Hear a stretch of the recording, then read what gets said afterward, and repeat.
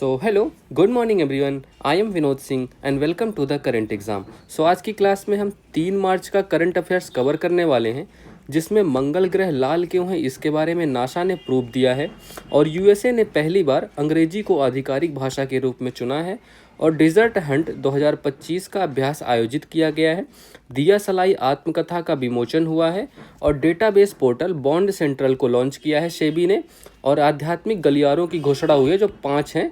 ठीक है, तो इन सब के बारे में डिस्कस करने वाले हैं। चलिए, तो क्वेश्चन नंबर 1, नासा के अध्ययन के अनुसार मंगल ग्रह के लाल रंग का कारण कौन सा पदार्थ है। ठीक है, तो देखो नासा का कौन सा मिशन था जो मंगल ग्रह के लिए गया था अभी। तो नासा का एक मिशन था किसको, परसिवरेंस रोवर, है ना। तो कौन सा रोवर था, परसिवरेंस। इस रोवर के बारे में आपने सुना होगा। ठीक है, तो ये रोवर गया था मंगल ग्रह की जांच करने के लिए। तो मंगल का अध्ययन किया इसने। ठीक है, मंगल ग्रह का इसने अध्ययन किया। इसमें एक बहुत ही अजीब बात पता चली। ठीक है, तो इसमें क्या पता चला, इसमें रिसर्च हुआ। रिसर्च के बाद क्या पता चलता है, इसमें रिसर्च के बाद पता चला कि मंगल ग्रह का लाल रंग जो है ना, वो एक ऐसे केमिकल की वजह से है जिसका नाम क्या है, फेरी हाइड्राइड। ठीक है, अब इसकी खास बात क्या है मैं आपको बताता हूँ। तो रिसर्च में हुआ कि जो मंगल ग्रह है, तो मंगल ग्रह है, इसका लाल रंग किसके कारण है, लाल रंग जो इसका कारण है, इसका कारण बताओ आप लोग। तो कारण का ये आपको याद रखना है, ये ठीक है, ये रसायन आपको याद रखना है। तो इसका कारण है फेरी हाइड्राइड। ठीक है, तो इस कारण से ये लाल रंग है मंगल का। लेकिन अब ये फेरी हाइड्राइड बनता कैसे है, अब ये जो फेरी हाइड्राइड है ना आपका, ये बनता कैसे है, तो ये इसको बनाने के लिए पानी की आवश्यकता होती है। ठीक है, तो इसको बनाने के लिए पानी की आवश्यकता होती है। अब पानी तो, अब ये वहाँ मंगल ग्रह पर फेरी हाइड्राइड पाया गया है, तो वहाँ पर पानी भी रहा होगा। तो इतिहास ये कहता है, तो इतिहास में पानी रहा होगा मंगल ग्रह पर। तो अर्थात यहाँ पर जीवन की संभावना है। ठीक है, तो जीवन की संभावना फिर से दिख रही है। ठीक है, तो ये इसका मेन उद्देश्य, मतलब ये मेन इसका निष्कर्ष निकलता है। ठीक है, तो चलो, ये फेरी हाइड्राइड की वजह से मंगल ग्रह लाल रंग का लाल ग्रह कहलाता है। तो ये आपको पता चल गया। अच्छा, आपको पता है भारत के लिए मंगलयान कब गया था, सॉरी किससे गया था। तो भारत के मंगलयान को किससे लॉन्च किया गया था, तो PSLV कौन सा था, C-25, इससे लॉन्च हुआ था भारत का मंगलयान। ठीक है, तो MOM। अच्छा, मंगल के 2 फेमस उपग्रह कौन से हैं, तो मंगल ग्रह के 2 उपग्रह हैं। दोनों उपग्रह के नाम बहुत ही ज़्यादा महत्वपूर्ण है, ये एग्जाम में कई बार पूछे गए हैं। ठीक है, तो इनका नाम लिख लो, फोबोस और डिमोस। तो इनके नाम है फोबोस एंड डिमोस। ठीक है, तो इन दोनों के नाम भी आपको याद रखने हैं। ठीक है, चलो, तो ऑप्शन नंबर 1 करेक्ट आंसर है फेरी हाइड्राइड। ठीक है, चलो, अब देखो यहाँ पर देखो ये तो आपका सूरज हो गया। ठीक है, तो ये तो आपको सन हो गया। अब ये कौन सा हो गया, ये हो गया आपका बुध ग्रह। ठीक है, तो बुध हो गया। देन कौन सा, ये कौन सा, शुक्र हो गया। ठीक है, तो शुक्र सबसे गर्म ग्रह है। ये कौन सा, पृथ्वी हो गया। और ये कौन सा है, ये क्या है, ये चंद्रमा है आपका, और ये हो गया मंगल। ठीक है, तो अब इन चारों ग्रहों को हम क्या कहते हैं, इन चारों ग्रहों को ये आंतरिक ग्रह के नाम से जाने जाते हैं। ठीक है, तो ये आंतरिक ग्रह के नाम से जाने जाते हैं। ठीक है, तो ये आपको ध्यान रखना है। ठीक है, अच्छा, ये शुक्र ग्रह है जो ना, इसी को मॉर्निंग एंड इवनिंग स्टार कहते हैं। ये तो आपको पता होगा, है ना। तो मॉर्निंग एंड इवनिंग स्टार, तो ये भी आपको पता होगा। और इन दोनों को पृथ्वी की जुड़वा बहन किसको कहते हैं, शुक्र को। ठीक है, तो जुड़वा बहन के नाम से जाने जाते हैं ये दोनों। और क्या पता होना चाहिए आपको, तो मंगल और बृहस्पति के बीच एक ये क्षुद्र ग्रह पट्टी होती है। ठीक है, तो ये क्षुद्र ग्रह पट्टी होती है, इसको क्या कहते हैं हम लोग, क्षुद्र ग्रह पट्टी। ठीक है, तो ये भी आपको याद रखना है, क्षुद्र ग्रह पट्टी इसको कहते हैं। ठीक है, ये तो आपका बृहस्पति हो गया, और ये आपका शनि हो गया। ठीक है, तो शनि के चारों तरफ एक वलय होती है, ये भी ये क्वेश्चन आ चुका है एक बार। ठीक है, तो ये सब भी आपको ध्यान रखना है। चलो, हाल ही में चर्चा में रही कुर्दिस्तान वर्कर्स पार्टी का संबंध किससे है। ठीक है, तो देखो, ये तुर्की देश में है। तुर्की देश में कुर्दों का देश है। ये देखो, तुर्की जो है ना, यहाँ पर कुर्दिस्तान का ये रीजन बना रखा है इन्होंने। तो यहाँ पर कुर्दों के लिए अलग देश की मांग चल रही थी बहुत टाइम से। तो कुर्दों के लिए अलग देश की मांग चल रही थी। ठीक है, इन्होंने मतलब विद्रोह कर रहे थे ये लोग, जैसे पाकिस्तान वालों ने किया था, है ना। तो इन्होंने 1984 से ये विद्रोह चल रहा है। तो 1984 से ये विद्रोह चल रहा है कि हमें अलग देश चाहिए भाई, हमें अलग दो। तो अभी हाल ही में इनका नेता गिरफ्तार हो गया और इन्होंने आत्मसमर्पण कर दिया। ठीक है, तो नेता गिरफ्तार हो गया और इन्होंने आत्मसमर्पण कर दिया। ठीक है, तुर्की को। ठीक है, तो यह भी आपको ध्यान रखना है। हाल ही में भारत की पहली एस्ट्रो टूरिज्म पहल नक्षत्र सभा कहाँ आयोजित हुई है? तो ये उत्तराखंड में, ठीक है। तो ये उसका आयोजन कहाँ हुआ है? उत्तराखंड में। चलो नेक्स्ट क्वेश्चन, क्वेश्चन नंबर 2, हाल ही में अंग्रेजी को आधिकारिक भाषा के रूप में किसने नामित किया है? ठीक है, तो अब देखो यूएसए को हो गए लगभग 250 साल आज़ाद हुए, लेकिन आधिकारिक भाषा अभी लागू हुई है। चलो, तो यूएसए के अभी हाल ही में प्रेसिडेंट कौन है? प्रेसिडेंट बने हैं डोनाल्ड ट्रंप साहब। जब से आए हैं भाई कुछ ना कुछ तो हो ही रहा है। तो ये 47 नंबर के यूएसए के राष्ट्रपति हैं, ठीक है। तो 47 नंबर के राष्ट्रपति हैं और इनकी पार्टी का क्या नाम है? पार्टी का नाम है रिपब्लिकन पार्टी। तो ये भी आपको ध्यान रखना है सब, ठीक है। तो रिपब्लिकन पार्टी इनकी पार्टी का नाम है। इन्होंने कब शपथ ली है? तो इन्होंने 20 जनवरी 2025 को शपथ ली है, ठीक है। 20 जनवरी 2025 को इन्होंने शपथ ली है और इनका ये दूसरा कार्यकाल है एज अ राष्ट्रपति, ठीक है। और वाइस प्रेसिडेंट कौन बने हैं अभी यहाँ के? तो वाइस प्रेसिडेंट बने हैं जेडी वेंस। तो जेडी वेंस बने हैं वाइस प्रेसिडेंट, ठीक है। अभी देखो क्या अभी हाल ही में व्हाइट हाउस में डोनाल्ड ट्रंप और यूक्रेन के राष्ट्रपति के बीच हुआ था क्या? एक वार्ता हुई थी, उसमें थोड़ा बहुत झगड़ा वगड़ा हुआ इनके बीच, मतलब मनमुटाव था, मतलब डिसएग्रीमेंट कह सकते हो आप लोग, ठीक है। तो देखो अभी इन्होंने यूएसए ने क्या किया है, तो अंग्रेजी भाषा को इन्होंने ऑफिशियल लैंग्वेज बना दी है यूएसए की, ठीक है। तो ऑफिशियल लैंग्वेज के रूप में इसको लागू कर दिया गया है यूएसए की, ठीक है। तो ये भी आपको ध्यान रखना है। चलो, अभी इन्होंने कुछ दिन पहले राष्ट्रीय पक्षी भी घोषित किया था अपना। तो राष्ट्रीय पक्षी कौन था? राष्ट्रीय पक्षी था इनका बॉल्ड ईगल। तो बॉल्ड ईगल इनका राष्ट्रीय पक्षी है, ठीक है। तो ये भी आपको ध्यान रखना है। तो option number B correct answer है यूएसए। अब भारत के केस में बताओ यार थोड़ा खांसी आ रही है तो मैनेज कर लेना आप लोग, थोड़ा तबीयत खराब चल रही है, सीजन बदल रहा है ना। तो भाषा भाग 17 में है, संविधान के भाग 17 में है। और आर्टिकल कौन कौन से हैं? आर्टिकल 343 से 351 तक, ठीक है। तो ये आपको ध्यान रखना है। अब चलो मैं कुछ आपको और भाषा के बारे में बताता हूँ, ठीक है। देखो चलो यहीं पर लिख लो पहले, शास्त्रीय भाषाएं कितनी हैं भारत में? तो शास्त्रीय भाषाएं के बारे में बताओ, ठीक है। तो शास्त्रीय भाषा पहले कितनी थी? तो पहले आपकी शास्त्रीय भाषाएं 6 थी, फिर 5 और ऐड हो गई, तो अब कितनी हो गई? टोटल 11 हो गई, ठीक है। तो पहले 6 कौन सी थी? तो उनका लिखो, मैं शार्ट में लिखे देता हूँ, तमिल, संस्कृत, तेलुगु, ठीक है, कन्नड़, मलयालम और उड़िया, ठीक है। ये आप समझ जाओगे, इनका नाम मैंने कई बार पढ़ाया है आपको। तमिल, संस्कृत, तेलुगु, कन्नड़, मलयालम, उड़िया, ये पहले 6 थी। अभी लेटेस्ट में 5 कौन सी हैं? इनके नाम लिख लो आप लोग।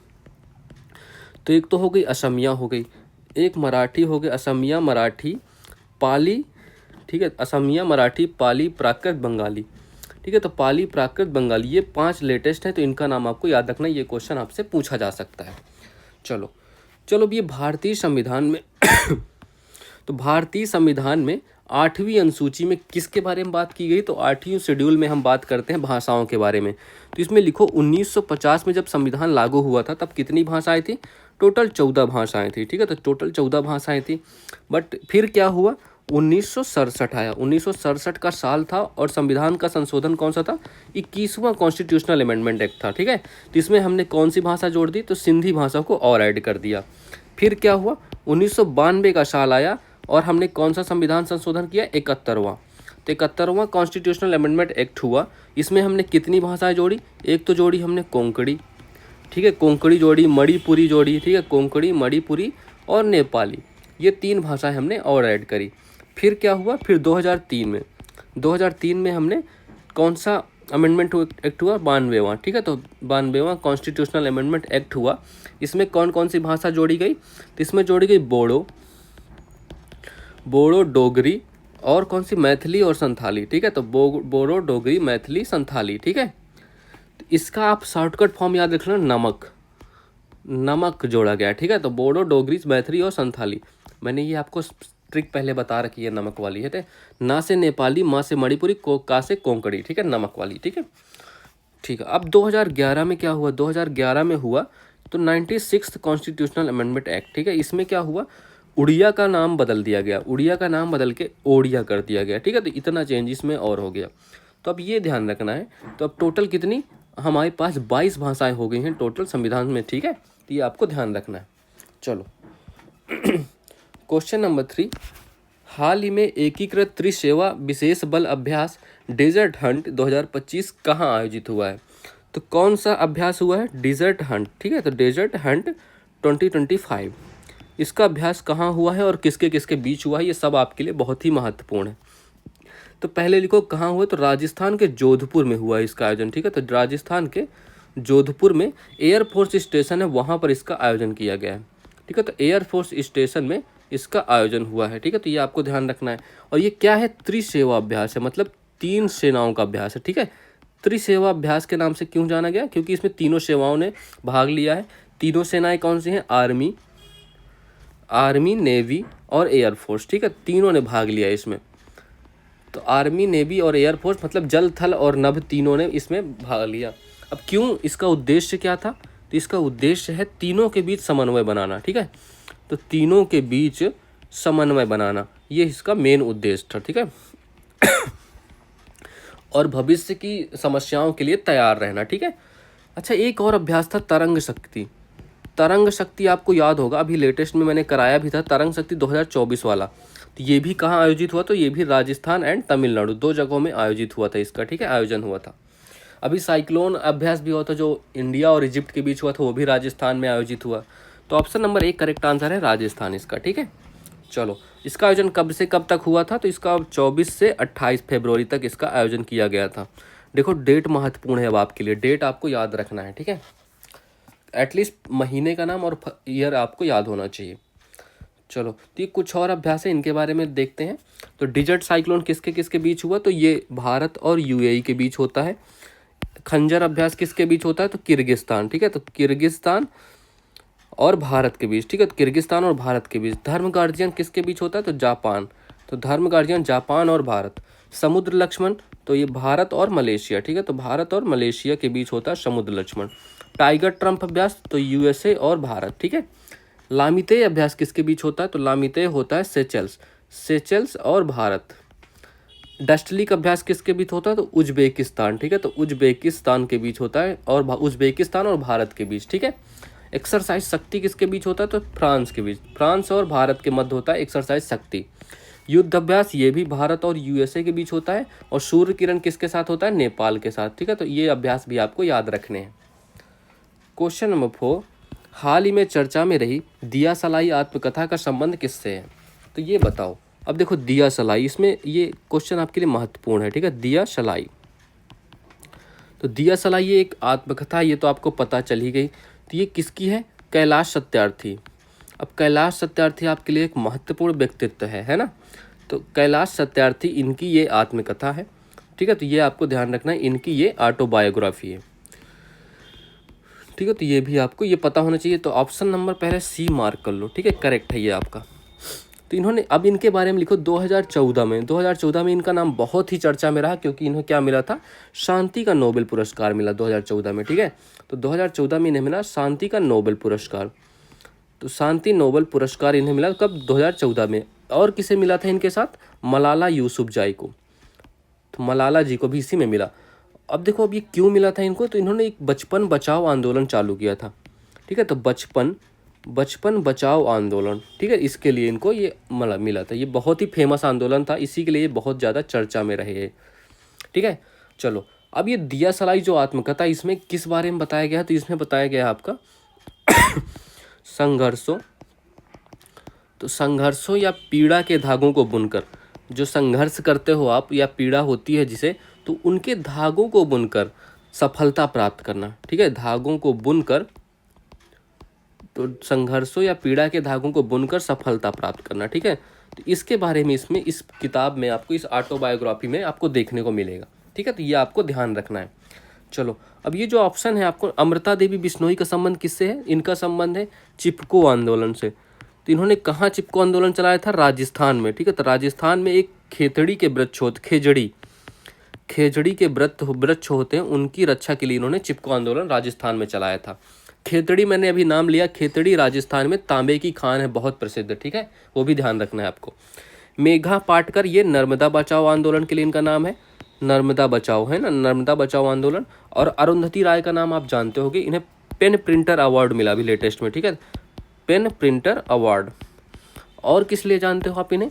ये पहली महिला हैं जिनको पुरस्कार मिला, बुकर पुरस्कार मिला, ठीक है, बुकर पुरस्कार। ये पहली फर्स्ट भारतीय महिला हैं, ठीक है। तो फर्स्ट भारतीय महिला हैं जिनको ये बुकर पुरस्कार मिला, तो ये भी आपको ध्यान रखना है, ठीक है। चलो अच्छा, कुछ और ऑटोबायोग्राफी हैं, उनके बारे में भी देख लेते हैं किन की है, ठीक है। तो ये भी देख लेते हैं चलो यहीं पर। तो अ पैशन ऑफ डांस किसकी है? तो यामिनी कृष्णमूर्ति, अभी हाल ही में इनका निधन हुआ है ना। यामिनी कृष्णमूर्ति की है a passion of dance. I have the street ये किसकी है? अश्विन साहब की, आर अश्विन की है I have the street. Wide angle किसकी है? तो वाइड एंगल किसकी है? ये अनिल कुंबले की, ठीक है। तो अनिल कुंबले की है wide angle. The race of my life किसकी है? ये मिल्खा सिंह की है। The race of my life Milkha Singh की। बिलीव किसकी है? सुरेश रैना। तो सुरेश रैना की है बिलीव, ठीक है। ये भी आपको ध्यान रखना है। गोल किसका है? गोल है मेजर ध्यानचंद, ठीक है। ध्यानचंद, मेजर ध्यानचंद की है goal. The test of my life, the test of my life क्या है? युवराज सिंह। तो युवराज सिंह महान क्रिकेटर थे भारत के, अभी इन्होंने संन्यास ले रखा है। एस अगेंस्ट ओड ये किसकी है? तो सानिया मिर्जा। तो सानिया मिर्जा की है एस अगेंस्ट ओड, ठीक है। अनब्रेकेबल किसकी है? MC Mary Kom. तो मैरी कॉम की है unbreakable. Straight from the heart किसकी है? ये कपिल देव।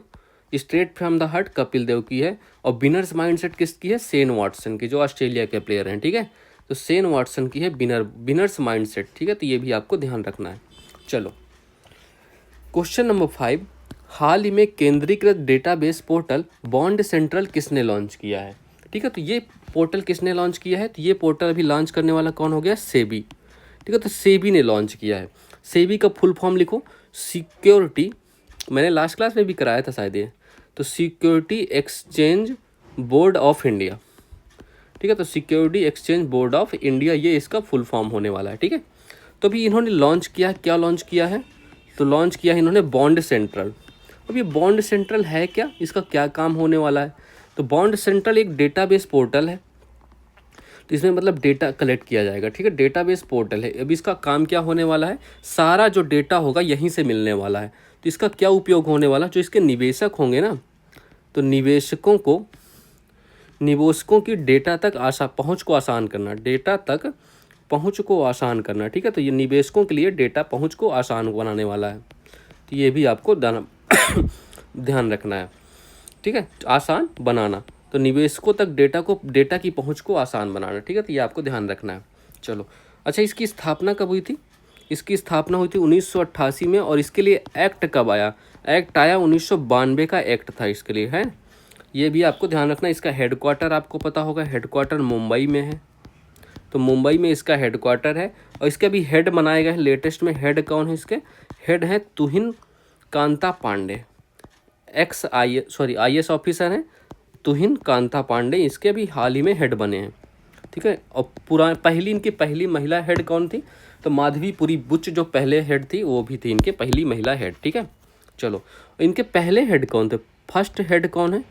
तो फर्स्ट हेड है SS दुबे, ठीक है। तो फर्स्ट हेड है SS दुबे, इनका नाम है, आपको ध्यान रखना है, ठीक है। और इसका काम क्या होता है? इसका काम होता है शेयर मार्केट को रेगुलेट करना, ठीक है। तो शेयर मार्केट को रेगुलेट करना इनका हेड है, इनका काम होता है, ठीक है। शेयर मार्केट को रेगुलेट करना, ठीक है। ये आपको ध्यान रखना है।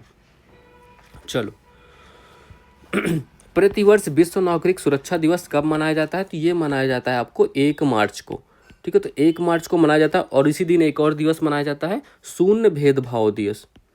तो शून्य भेदभाव दिवस इसी दिन मनाया जाता है, ठीक है। तो ये भी आपको ध्यान रखना है। हाल ही में तीसरी साबा महिला चैंपियनशिप 2025 का खिताब किसने जीता? तो पहली बात तो ये बास्केटबॉल का खिताब है, ठीक है। तो बास्केटबॉल का खिताब है।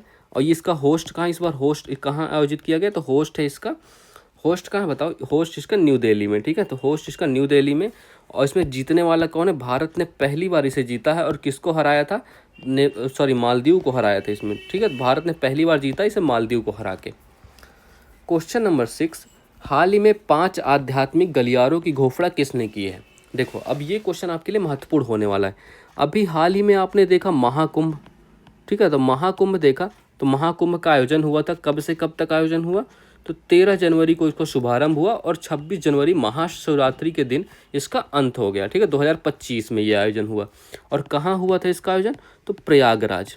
तो प्रयागराज में इसका आयोजन हुआ। और इसी के अवसर पर 76वां जिला बना था आपका यूपी में, जिसका नाम था महाकुंभ क्षेत्र, ठीक है। तो ये मतलब टेम्परेरी था, महाकुंभ के बाद इसको ख़त्म कर दिया गया है। तो अभी योगी जी ने क्या किया है ना, तो यहीं प्रयागराज में 5 नए आध्यात्मिक कॉरिडोर की शुरुआत की है, ठीक है। तो 5 नए आध्यात्मिक जो कॉरिडोर हैं उनकी शुरुआत की है। उनके नाम आपके लिए बहुत ही महत्वपूर्ण है, ठीक है। तो खास तौर पे यूपी वालों के लिए, ठीक है। तो ये इनकी शुरुआत की है, किसने की है, तो सीएम कौन है, योगी आदित्यनाथ। तो योगी जी ने इसकी शुरुआत की है। तो ऑप्शन नंबर 1 करेक्ट आंसर है उत्तर प्रदेश। अब उन 5 के नाम मैं आपको दिखाता हूँ। चलो, तो उत्तर प्रदेश में शुरुआत हुई है। अब ये देखो, 5 new spiritual corridors have been developed to connect major religious sites, मतलब जो धार्मिक स्थान है ना उनको कनेक्ट करने के लिए इनको लॉन्च किया गया। पहला कौन सा हो गया, प्रयागराज विंध्याचल काशी कॉरिडोर, ठीक है। तो पहला हो गया, ये हो गया। दूसरा हो गया प्रयागराज अयोध्या गोरखपुर कॉरिडोर, और तीसरा प्रयागराज लखनऊ नैमिषारण्य कॉरिडोर। चौथा प्रयागराज राजापुर चित्रकूट कॉरिडोर, ठीक है। चित्रकूट मेरा होम टाउन है, आपको पता होगा। तो 5वां कौन सा, Bundelkhand expressway a gateway to Mathura and Vrindavan, ठीक है। तो ये 5 कॉरिडोर हैं, इनके पाँचों के पाँचों आपको याद रखना बहुत ही ज़्यादा महत्वपूर्ण है। चलो, हाल ही में आइनॉक्स इंडिया को देश में क्रायोजेनिक ईंधन टैंक के लिए पहला प्रमाणन मिला है। तो आइनॉक्स इंडिया का मुख्यालय कहाँ है, तो इसका मुख्यालय है कलोल गुजरात में। तो कलोल गुजरात में इसका मुख्यालय है। हाल ही में सेना अस्पताल ने सशस्त्र बलों के लिए पहली स्किन बैंक सुविधा कहाँ प्रारंभ की है, तो ये दिल्ली में प्रारंभ हुई है, ठीक है। दिल्ली में इसका प्रारंभ हुआ है। हाल ही में विश्व आर्थिक मंच के वैश्विक ऊर्जा संक्रमण सूचकांक में भारत को कौन सा स्थान मिला है, तो भारत को इसमें 63 स्थान मिला है, ठीक है। चलो, so that's all for this class. Please like करना यार, शेयर ज़रूर करना अपने दोस्तों को, और सब्सक्राइब कर देना, ठीक है। चलो, so all the best for your all the 2025 exams. Have a good day.